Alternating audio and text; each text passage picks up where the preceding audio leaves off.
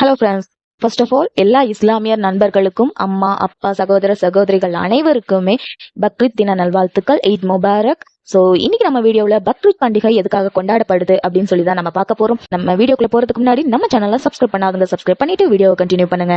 இப்போ வாங்க வீடியோக்குள்ள போலாம். பக்ரீத் பண்டிகை அப்படின்றது இஸ்லாமியர்களால உலக அளவுல கொண்டாடப்படுது.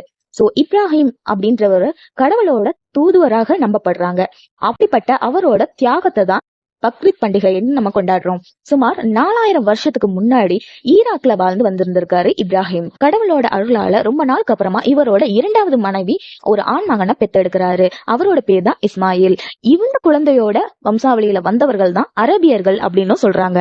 இப்ராஹிம் மகன் இஸ்மாயில் பாலிய பருவத்தை அடைஞ்சிருந்த போது அவருக்கு திடீர்னு ஒரு நாள் கனவு வருது. அந்த கனவுல கடவுள் உன் மகனை எனக்கு பலி கொடு அப்படின்னு சொல்லி கேக்குறாரு. அந்த கனவை தன்னோட மகன் இஸ்மாயில் கிட்ட சொல்லி அவரோட அனுமதியோட பலியிட துணிஞ்சிருந்திருக்காங்க.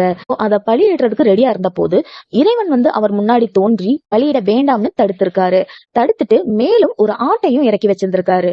உன்னோட தியாகத்துக்கு ஈடு இணையே கிடையாது, அதனால இந்த ஆட்டை நம்ம பலி கொடுத்துக்கலாம் அப்படின்னு சொல்லி அந்த ஆட்டை பலி கொடுத்திருக்கிறாங்க. இப்ராஹிமோட தியாகத்தை நினைவு கூறுற நாள் தான் இஸ்லாமியர்கள் சிறப்பு தொழுகையை நடத்துறாங்க. சோ அன்னைக்கு புது ட்ரெஸ் வாங்குறாங்க. ஆடு மாடு ஒட்டகம் இந்த மாதிரி விலங்குகளை இறைவனுக்கு பலியிட்டு அதை 3 பங்கா பிரிக்கிறாங்க. ஒரு பங்கை ஃப்ரெண்ட்ஸ் பக்கத்து வீட்டுக்காரங்களுக்கு கொடுக்கறாங்க, 2வது பங்கு ஏழைகளுக்கு கொடுக்கறாங்க, 3வது பங்கு தங்கள் தேவைக்கு வச்சுக்கிறாங்க. இதத்தான் ஈகை திருநாள் அப்படின்னு சொல்றாங்க. பக்ரீத் திருநாள் எதுக்கு கொண்டாடுறாங்க அப்படின்றது எனக்கு தெரிஞ்ச வரைக்கும் நான் உங்களுக்கு சில இன்ஃபர்மேஷன் சொன்னேன். நான் சொல்லாத இன்ஃபர்மேஷன்ஸ் இருந்தாலும் நீங்க எனக்கு சொல்லுங்க. இதுல ஏதாவது தப்பா சொல்லியிருந்தேன்னா இஸ்லாமிய நண்பர்கள் என்னை மன்னிச்சுக்கோங்க. இந்த வீடியோ உங்க எல்லாருக்கும் யூஸ்ஃபுல்லா இருக்கும் நம்புறேன். நாளைக்கு வேற ஒரு வீடியோல உங்க மீட் பண்றேன். அது வரைக்கும் நம்ம சேனல்ல சப்ஸ்கிரைப் பண்ணி லைக் ஷேர் கமெண்ட் பண்ணுங்க, சப்போர்ட் பண்ணுங்க. பாய்.